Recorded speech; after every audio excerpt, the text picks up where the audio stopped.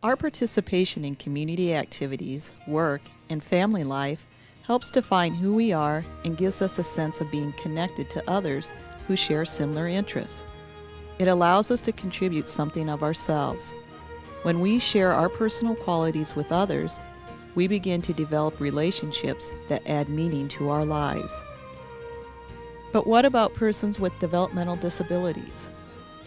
Historically, individuals with disabilities, especially those who are older, have been isolated from their community. However, over the past 3 years, several older adults with disabilities living in Bloomington, Indiana, have begun to discover a life in the community. Working on a one-to-one basis with a community builder, individuals were introduced to a variety of activities in search of valued roles where interests and talents could shine and meaningful relationships could develop.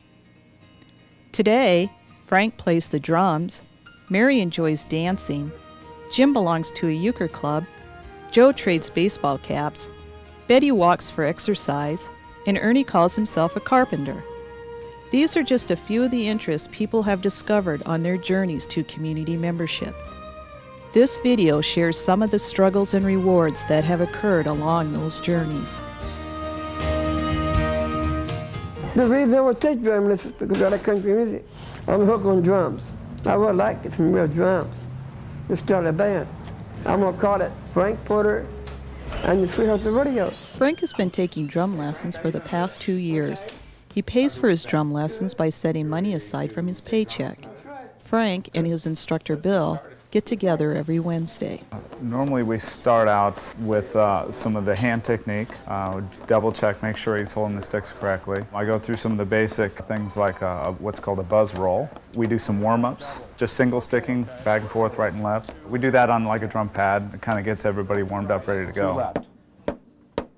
2, 1, 2, 1, 2. But a majority of our lesson is spent with a CD or tape that he brings in.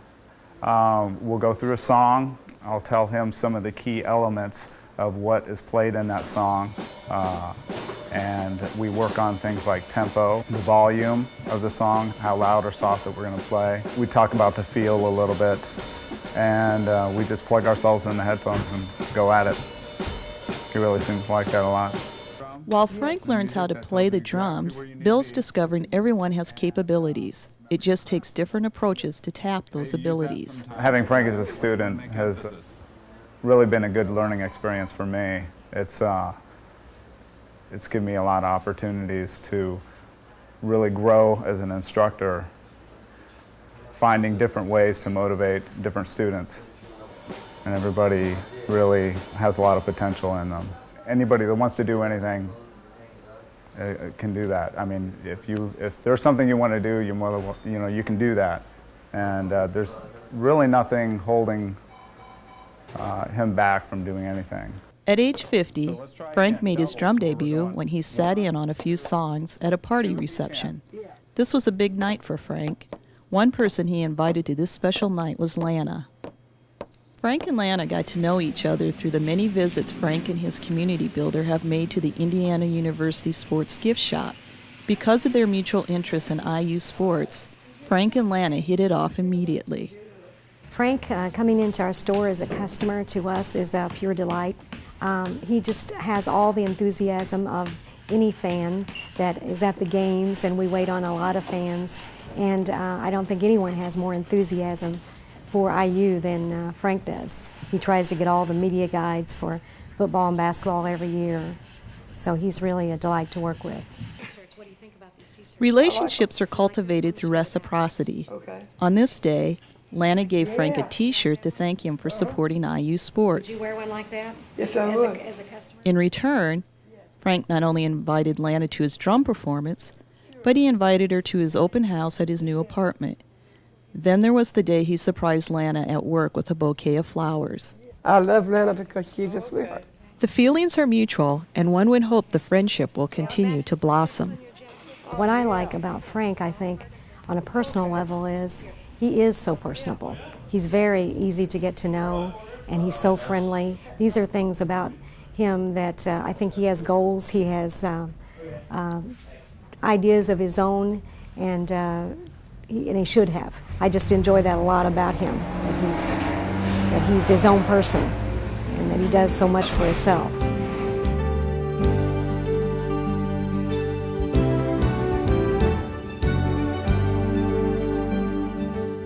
Mary is a 65-year-old woman who began her journey toward community membership a little over a year ago.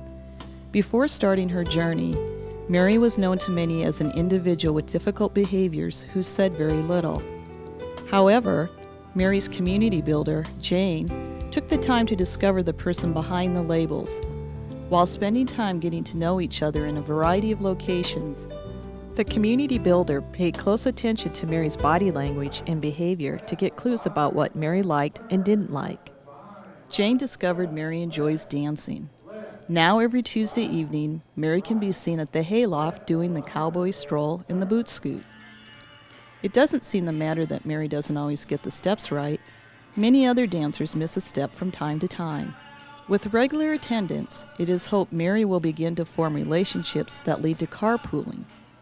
In the meantime, Jane will continue to facilitate relationships between Mary and the other dancers, such as Joe. Joe and Mary have a few things in common besides enjoying dancing. They are both originally from New York, and now they live in the same neighborhood. At the hayloft, Mary is known as a person who loves to dance, and the other dancers think nothing of seeing Mary arrive with Jane. In fact, some people thought she was Mary's daughter.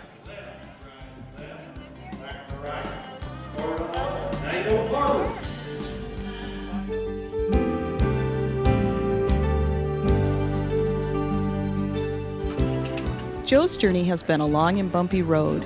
Joe is 61 and has lived in a nursing home for many years. He has had few, if any, opportunities to participate in community activities. Back when Joe was a child, there were no schools. There were no supports for his family.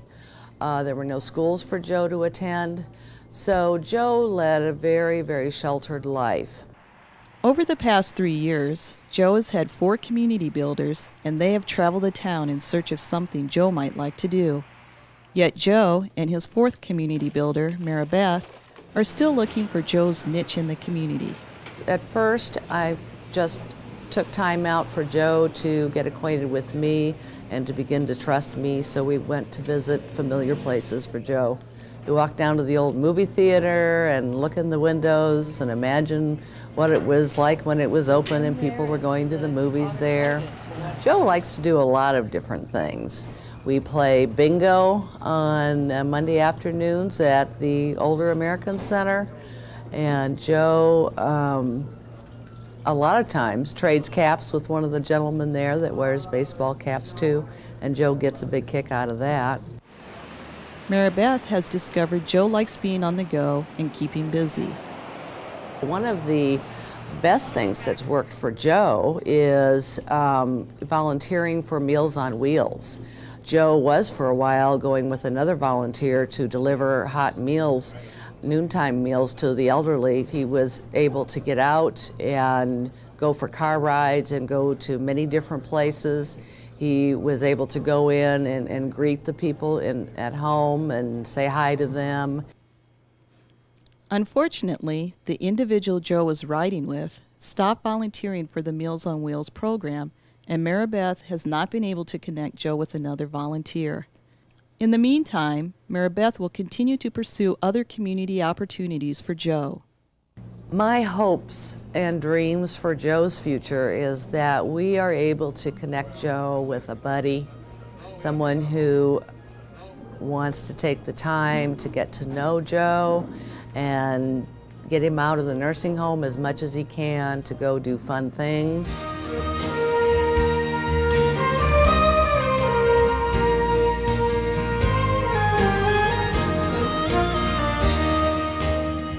Jim is known as a party guy. He loves to entertain friends. Jim has hosted a Halloween party, a pizza party, and a hot party. He loves hot food. That's true.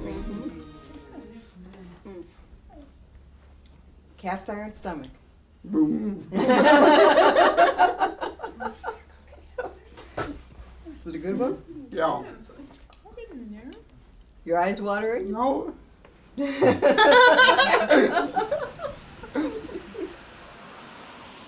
For the past 3 years, Jim has been playing euchre at the Older Americans Center on Tuesdays.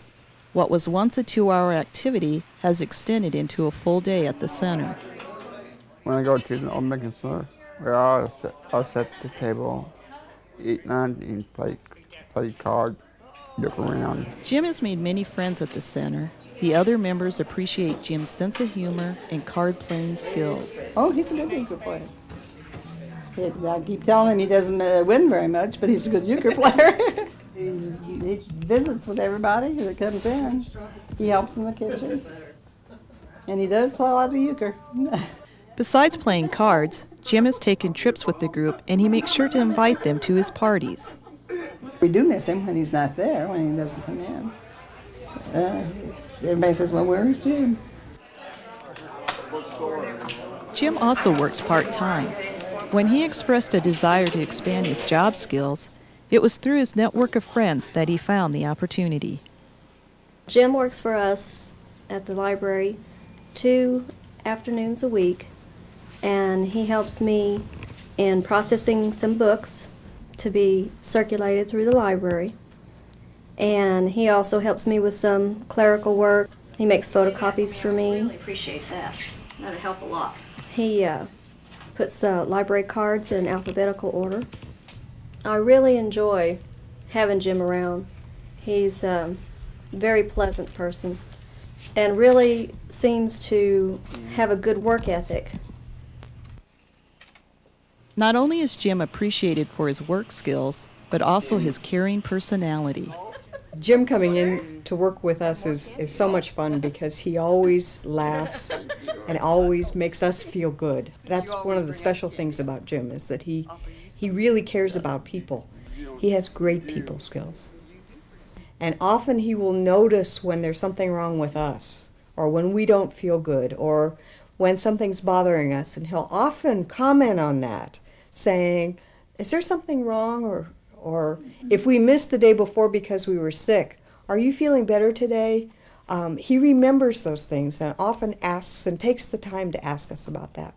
Jim wears many hats. He is also known as a presenter and advocate. Jim enjoys sharing stories about how his life has changed since he got a life in the community.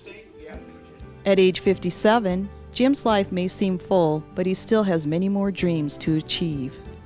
My dreams are go bowling, own me a house, get my GE, talk to my family more often, and go down horses, try to know how where my money goes to, and do more interpretations and my computer work.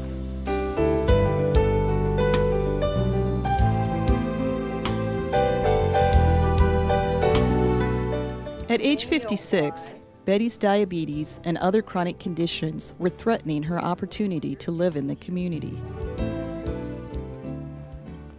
Last summer, Betty had somewhat of a crisis period. She was in the hospital for a while, and when she was discharged, she didn't know whether she was going to be able to return to her apartment. She was told that that would not be a good idea. She didn't know where she was going to live, and her life was kind of up in the air. She was in a difficult situation with her health, and she was discouraged about things and not sure what was going to happen. Betty was not only worried about losing her apartment, but that she might have to give up her cherished cat, Snuggles. I have had Snuggles for 10 years. Well, I cried for about 3 or 4 days because I didn't want to give him up. Throughout this crisis, Betty's community builder was there to listen to Betty's fears and concerns. She worked with Betty to develop a vision of what was important to Betty. One time, Betty and I got together and we sat down and we made a list of things that are helpful to Betty. The next day, we had a meeting with some of the people at the agency that serve her, and we shared that list with the agency. And it included things that they could do to help support Betty and things that were important to her in the choices that were being made about her life. Jane's support gave Betty the confidence she needed to speak up for herself and let people know what she wanted for her life. I wanted to try it on my own before. But if it had come down to having to go into it, I probably would have had to win. But I wasn't wanting that. I wanted my own place so I could be my own boss. In the end, Betty's residential provider helped Betty and her good friend Rosie move into a 2-bedroom apartment where they can give each other the support they need. And they asked me about having a roommate, and so I said that I would like to have Rosie for a roommate on account of I didn't want to go to the nursing home or to the group home. So we share the apartment together and the bills. Other good things are happening in Betty's life.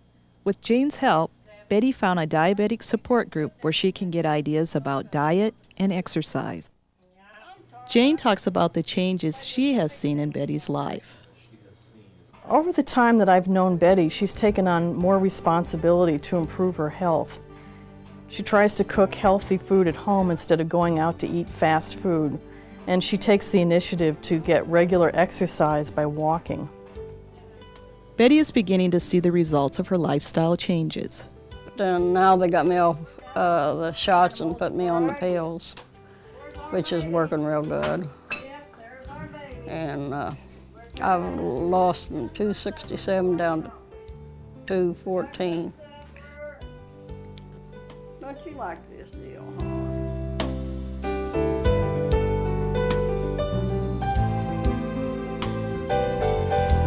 It was 3 years ago that Ernie and his first community builder started going to the Older American Center wood shop.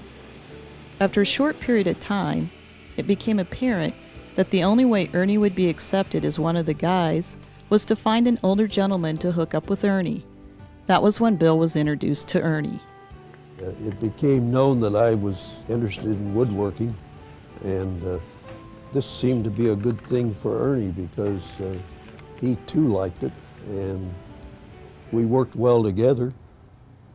We knew what we needed to do before we went to the lumber yard and bought lumber together. We just seemed to work hand in glove. When I picked up Ernie in the morning at the nursing home, on the way out to the wood shop, we talk about what we have to do that day. For instance, if we're making footstools, we need to plan how to cut those pieces out. And when we get at the wood shop, Ernie grabs a pencil and we start sketching out where we're going to cut wood and where we're going to drill holes. He generally takes charge of the project. Because Ernie is very limited in his vocabulary, Bill was worried he wouldn't be able to communicate with Ernie. Well, when I first met Ernie, it was kind of difficult to understand what he was trying to tell me. But after we became close friends, I understand exactly what he means, and we've become fast friends. Over the past year, Ernie and Bill's friendship has slowly started to grow beyond the wood shop. Bill and Ernie have gone to lunch, and they have discovered both have an interest in gardening. Well, during the summer, Ernie and I go out to the garden center to see his tomato plants that he's growing. He loves to do that, and he shows me around the nature center. And he loves to putter around in the garden. Ernie has traveled far on the road to community membership. Not only is he known as a carpenter, but as a valued volunteer at the YMCA. When Ernie started volunteering in the Y's child care area 3 years ago, his community builder picked him up in the morning and stayed at the Y while he worked in child care. Today, Ernie takes the public transportation access van to and from the YMCA. Ernie is 71 years old, and this is probably the first time he has had the freedom to go anywhere on his own. The YMCA staff appreciates Ernie's dedication to his job. In April of 1997, Ernie was recognized for his volunteer work by being named the YMCA's Volunteer of the Month. But there were bigger things ahead for Ernie. At the YMCA's annual meeting in February 1998, Ernie was named the YMCA's Volunteer of the Year. I'm very honored to present this to Mr. Ernie French. Ernie has been a member of the YMCA and a volunteer. Ernie volunteers 1 day a week in Kids Corner, usually on Tuesdays, and he brings joy and happiness to the children he sees. He's wonderful about comforting a child that may be sad or hurt, and he truly cares about the children, and they can sense his concern. It's been really nice having Ernie work in the child care. During the days that he comes in there and there's a little child crying because they might be unsure that they're back there, they're a little afraid, they've never been back there before, Ernie is one of the first ones to go back and pick them up and give them a big hug and make them feel really welcome. All of us have a story to tell. What makes these stories noteworthy is that older adults with disabilities have rarely had the opportunity to participate in the everyday happenings of their neighborhoods. They are doing the same things as any member of the community, developing a new talent, joining an organization, struggling with life challenges, volunteering, and entertaining friends. As we build communities that welcome people for who they are and what they have to offer, these journeys will become commonplace and will not seem so remarkable.